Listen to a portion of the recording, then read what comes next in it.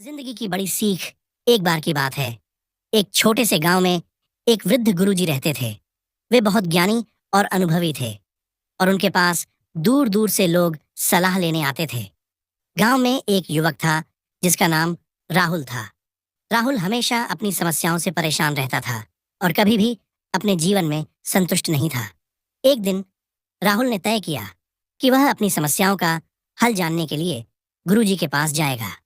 वह गुरुजी के पास पहुंचा और उनसे अपनी परेशानियों का जिक्र किया।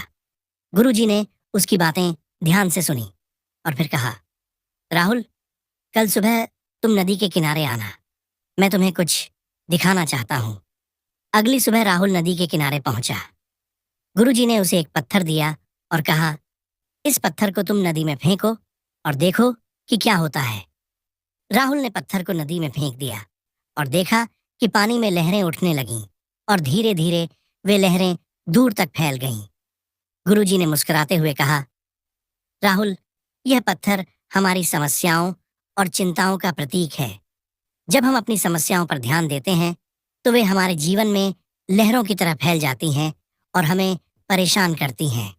लेकिन अगर हम उन पर ध्यान न दें और उन्हें जाने दें तो वे अपने आप शांत हो जाती हैं। राहुल ने गुरुजी की बात समझ ली। उसने जाना कि उसकी परेशानियां तभी बढ़ती हैं जब वह उन पर अधिक ध्यान देता है।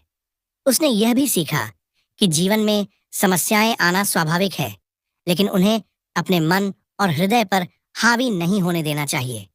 गुरुजी की इस सीख ने राहुल के जीवन को बदल दिया। अब वह समस्याओं का सामना धैर्य और शांति से करता और उन्हें हल करने का प्रयास करता। उसने सीखा कि जिंदगी की हर समस्या के साथ एक समाधान भी होता है, बस हमें उसे सही दृष्टिकोण से देखना होता है। इस तरह राहुल ने गुरुजी की सीख से अपनी जिंदगी की बड़ी सीख पाई और वह एक सुखी और संतुष्ट जीवन जीने लगा।